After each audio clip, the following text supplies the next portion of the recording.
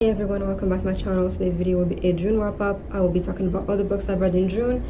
So I will be talking about all the books. Again, you know what I'm going to do. I have my copy in here. I have a list, some books, physical books in here. So the first book I finished in this month is My Friends by Frederick Backman. I've already talked about this book extensively, but this book basically is the newest Frederick Backman's release. And if you know me, you know that I love his writing so much. So this is a new book that he came out with this year. It tells the story of this girl who just turned 18 and she doesn't have anywhere to go because she grew up in an orphanage. She lost her best friend. She was the only person she had, and the only thing that is kind of keeping her tethered to the reality is this painting that she has received from her best friend. And she goes to see that painting in an auction where only rich people are there, and things happen and they end up kicking her out. She meets with the real artist who are just being around the area, and she gets to talk to him.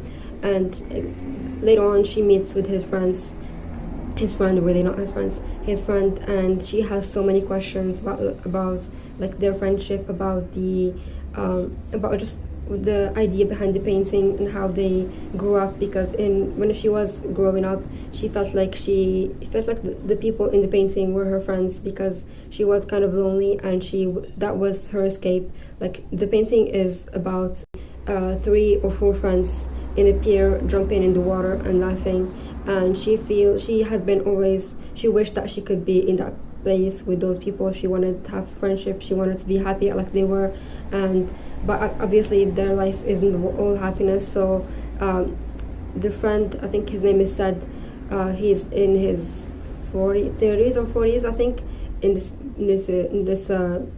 book, and him and our main character, I forgot her name, they go on the train. He's taking her somewhere, and they are basically he's recounting the things that happened in the past, how they used to live their lives and the hardships that they faced. And basically through all of it, they just had each other all the time. They had each other's back, and yeah, I just have found it really beautiful. I love Frederick Backman's writing. If this book makes you feel pretty nostalgic, and especially for summer, even though I hate summer, it makes you feel hopeful for the world. And I love how Frederick Backman writes like a stream of consciousness, so it feels like he's recounting the story like a real person telling you the story. It doesn't feel like you're reading a book, it feels like someone is actually talking to you and telling you about these people's story. And obviously this is 5 stars. The next book I finished is East of Eden by John Steinbeck. I've read this one for the Game of Thrones book club. I did not know anything about this book, but I've heard great things about it, and it delivered. My expectations were definitely met and even exceeded at some points.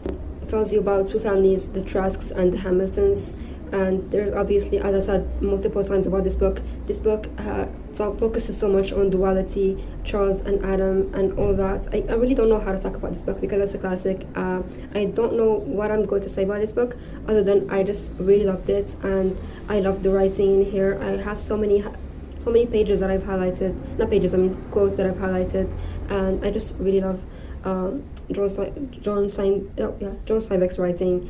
I definitely want to read more from this author. I have read one book from him, which is Of Mice and Men, but I read that for university. I don't really remember if I did like it or not, but I think it was okay when I read it. But also my tastes have changed a lot since when I was in the university. Like I was like 17 or 18 when I first read it the first time, and definitely my tastes have changed. So I want to reread that one and hopefully read more from this author. And the next book I finished is The Dream of a Ridiculous Man, which is a part of this one. It's in the second story in this one. This was obviously because I've read East of Eden, which is this big book. I wanted something like a little bit lighthearted and short, and I've read East of Eden. I read it in one sitting. Not one sitting. I mean, I've read The Dream of a Ridiculous Man by Dostoevsky. I read it in one sitting. It was incredible. I don't know how I can talk about it without spoiling anything, but I don't usually like short stories. I usually hate short stories. Like I very rarely love a short story. This is probably the best short story I've ever read, because I don't usually see a lot of people talk about his shorter works. I only see people talk about the big works like Crime and Punishment, The Brothers Karamazov, and those are great. Obviously, I do love his longer works too, but I think his shorter works obviously are good as well. The next book, so now I'm going to talk about two of the books that I did not actually like. So I know I was praising these books. The next two books I will be doing the opposite. So the first one is The Devils by Joe Abercrombie. This is my first Joe Abercrombie's book, and I know that he is like a very well-known fantasy author. Like, people really love his works, and you know, he has many series out already, many books out already, and I thought that I should just start with this one because it just came out this year, and so that I will be up to date instead of like starting a book and then have to read like multiple books in a series. So that would be a bit intimidating for me. So I thought I would start with Devils, and also the premise are interesting. Not really the premise, but like the blurb, the little line that they say, like sometimes you have to do unholy deeds to do holy deeds or something like that, and I found that interesting. But this book tries to do way too many things at once, and it failed completely at all of them. So this book is not really very complicated, to be honest. It's very typical fantasy trope about the chosen one, like someone who is like a queen or something. Like the daughter of the queen has been lost since she was born, and they found her, and they told her that you are going to be taking the throne. And she was a thief. Obviously, she was homeless, I think. So she was a thief. She did not really expect to be a queen of something or really have any sort of power. She is just living her day-to-day life. She's just trying to survive. And obviously, as I said, this is a very common trope in fantasy about the chosen one. So that's not really my complaint. That's completely fine for me. But my complaint was that the world building was not. There was no world building in this book. Nothing was explained in the beginning. We are like, two people are new, so kind of they're explaining things to them in order to explain things to the reader. The first one is obviously the thief who is supposed to be the queen, next queen, and the next one is this priest. And they took the priest to this dungeon or prison where there are multiple types of creatures. Because obviously it's a priest, so it's kind of a church, but not really a church. I'm not really sure what that is supposed to be. And there are like elves, there are vampires, there are werewolves, all kinds of characters, all kinds of creatures, I mean. And something happens, I don't really know how or why, but all of these, the priest, the vampire, and all of those people have to go and take the princess or queen to her throne. And all of a sudden there was a battle scene, and at that point I really didn't know who the characters are. The names, obviously, fantasy names are a bit confusing, so I still wasn't used to them at that point. So I didn't know who was fighting who, or what exactly is happening, why are we fighting, what's going on. So like, and that battle scene lasted for so long. They kept having conversations while they're doing this battle, and I just kept waiting for it to be done, to be over, so that we could move on to actually understand what is actually happening. And yeah, it was done, and the next portion was just conversations, because obviously this is a character-driven story. So I did not like any of the characters. The humor was very juvenile. I did not like how the werewolf character, who's this Vera or Vara or Vana, I don't remember her name, she kept sexualizing herself so much. Like literally every single time she speaks, she says something sexual about herself, and that was pointless. That was uncomfortable, and I just don't really understand the point of that, to be honest. So yeah, I end up leaving that in that book because I've looked at some reviews. Some reviews are praising it and finding it very funny, and I did not laugh or even smile one time reading this book.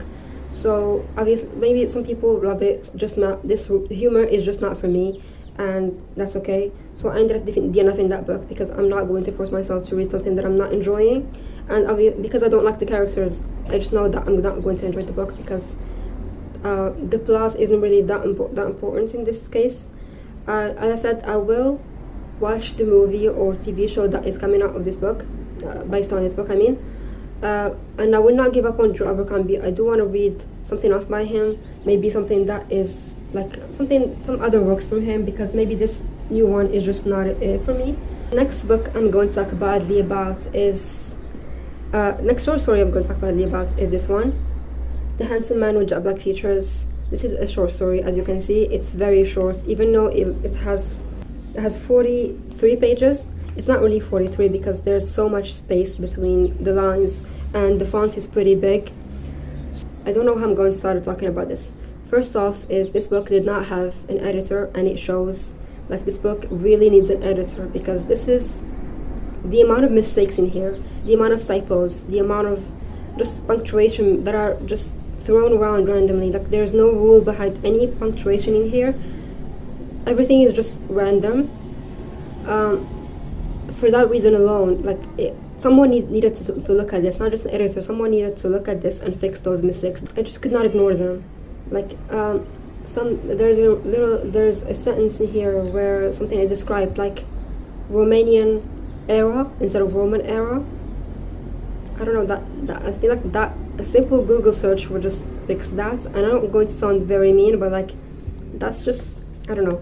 And also another thing that I wanna complain about the writing, while we're still talking about the writing, is the usage of metaphors. Every other sentence here is a metaphor, and those when metaphors sometimes are very forced, and they just don't feel like the story is flowing. It's just clunky, and it just does not work. Even if you want to create like if you want to create like a lyrical writing style, this excessive use of metaphors is just not the one that's going to make it very lyrical. So, and also another complaint that I have is this book doesn't really know what it wants to be. The setting is completely all over the place. So I'm going to give you like a brief synopsis. So this book, the setting about this book is that from the title, this is about this guy who is like very handsome, and he has dark features, like jet black features specifically, and he goes to this country, or country really, that has only fair people, people who have white skin and like blonde hair, blue eyes. They have never seen someone with like dark features before. And so everyone is kind of shocked, because this is the first time they see someone who looks like this, and kids are looking at him. People are looking at him like, who is this person? And so obviously from this description that I told you, you would assume that this is a fantasy thing, like fantasy world, right? Because you cannot tell me that this is in our world and there is a country with only blonde people who have never seen anyone with dark features, because that's just not possible. So I assume this is fantasy. Another reason is because this country has guards, and the guards have like swords, and they speak like they have swords, and it just feels like some sort of fantasy, but that is medieval inspired. And they have a queen, and so it just feels like a medieval inspired fantasy. And then not the author, but I mean the character started like talking to this queen, and he kept telling her stories about real cities that exist in Morocco. So apparently this is not a fantasy world, this is our world. And she also asks him, how do you know English? So we know that the English language exists, so this is supposed to be our world. And the only English speaking country that has a monarchy or like a royal family is England. So you're telling me a random man from Morocco goes to England, and English people have never seen someone with dark features, black hair, and because he's so strange, the guards take him to meet the queen, and now he's in a relationship with the queen. As I said, this book doesn't really know what it wants to do. Another thing that really bothered me, I really dislike when authors describe their female love interests as childlike, because that's just, I don't know, like you have so many things to describe your female love interests. You have like you can describe her appearance, her personality, so many things. But no, authors chose to describe them as childlike. And this author takes it a whole other level. Instead of childlike, she's an infant. So I'm gonna tell you, like, the first time he meets her. This is the page. I'm going to read you his reaction on the first time he met her, because this is love at first sight, which is cringy, obviously. So I'm going to read you. This is chapter 3, by the way. It starts in a dialogue. You are not from the city, strange man, cried the guard with a shaking voice. What business did you come here for? Asked another, looking nervously at him. Before the man said even a single word, they took him directly to the palace, making their way through the crowd. Go back to your houses, people, and mind your businesses, shouted the guard, holding his sword in a threatening way. The crowd started murmuring at each other and went back. The guards entered the palace with the man and closed a solid wooden door behind them. A few moments later, there was no one in the garden and no sound, even of birds or the wind shaking the leaves of the trees. The whole palace went into complete silence. The palace looked more majestic from the inside than from the outside.